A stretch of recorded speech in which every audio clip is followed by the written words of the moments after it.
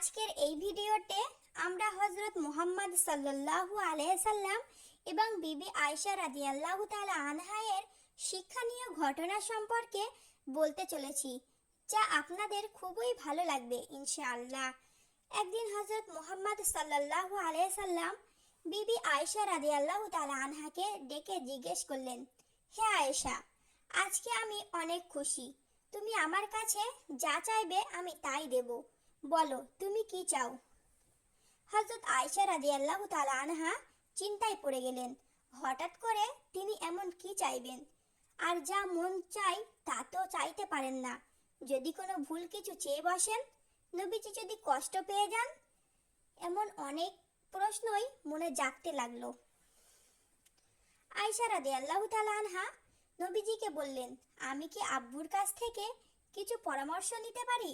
নবীজি বললেন, ঠিক আছে, তুমি পরামর্শ নিয়েই আমার কাছে চাও। আয়েশা রাদিয়াল্লাহু তাআলা আনহা উনার আব্বু হযরত আবু বকর রাদিয়াল্লাহু তাআলা আনহু এর কাছে পরামর্শ চাইলেন। আবু বকর রাদিয়াল্লাহু তাআলা আনহু বললেন, যখন কিছু চাইবে তাহলে তুমি মুহাম্মদ সাল্লাল্লাহু আলাইহি সাল্লামের কাছে মিরাজের রাতে আল্লাহ পাক রব্বুল আলামিনের সাথে হয়েছে এমন কোনো গোপন কথা জানতে চাও। আর কথা দাও, নবীজি যা বলবেন তা সর্বপ্রথম আমাকে জানাবে। আয়েশা রাদিয়াল্লাহু তাআলা আনহা নবীজি সাল্লাল্লাহু আলাইহি সাল্লামের কাছে গিয়ে মিরাজের রাতের কোনো এক গোপন কথা জানতে চাইলে, যা এখনো কাউকে বলেননি। মুহাম্মদ সাল্লাল্লাহু আলাইহি সাল্লাম মুস্কি হেসে দিলেন, বললেন, আমি যদি গোপন কথা বলেই দিই তাহলে গোপন থাকে কি করে? একমাত্র আবু বকরই পারেন এমন বিচক্ষণ প্রশ্ন করতে।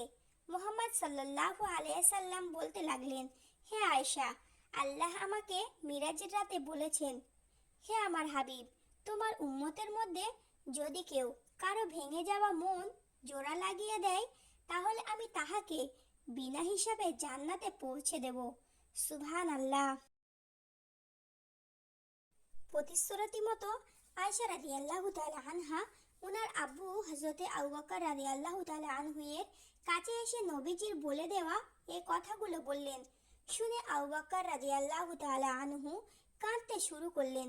তখন আয়েশা রাদিয়াল্লাহু তাআলা আনহা আশ্চর্য হয়ে জিজ্ঞেস করলেন, আব্বু, আপনি তো কত ভেঙে যাওয়া মন জোড়া লাগিয়েছেন, আপনার তো সোজা জান্নাতে যাওয়ার কথা, তাহলে আপনি কাঁদছেন কেন? আবু বকর রাদিয়াল্লাহু তাআলা আনহু বললেন, আয়েশা, এ কথাটা উল্টো চিন্তা করে দেখো।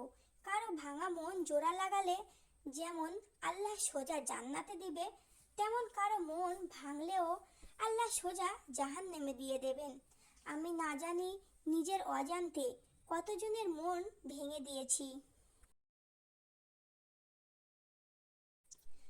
আল্লাহ যদি আমাকে জাহান্নামে দিয়ে দেন, সেই চিন্তায় আমি কাঁদছি। এই হলো আমাদের ইসলাম। দুনিয়ায় থেকে জান্নাতে সুসংবাদ পাওয়ার পরেও এভাবে চিন্তা করেন। এভাবে ইসলাম আমাদেরকে শিক্ষা দেয় কাউকে কষ্ট না দিতে, মানুষের কষ্টের পাশে দাঁড়াতে। মুহাম্মদ সাল্লাল্লাহু আলাইহি সাল্লাম আরও বলেছেন, যদি তুমি গোশত রান্না করতে চাও তাহলে এক গ্লাস পানি বেশি দিয়ে দাও, যাতে তোমার গরিব প্রতিবেশীকে একটু দিতে পারো। আর যদি না দিতে চাও তাহলে এমন সময় রান্না করবে যখন প্রতিবেশীর বাচ্চা ঘুমিয়ে থাকে। গোশতের ঘ্রাণ পেয়ে মা বাবাকে গোশত খাওয়ার কথা না বলে। গরিব বাবা মা কিনে খাওয়াতে পারবে না, মনে অনেক কষ্ট পাবে। এভাবে ইসলাম আমাদের শিক্ষা দিয়েছে। মুহাম্মদ সাল্লাল্লাহু আলাইহি সাল্লাম আমাদেরকে শিক্ষা দিয়ে গেছেন মানুষের মন না ভাঙতে, মানুষকে কষ্ট না দিতে।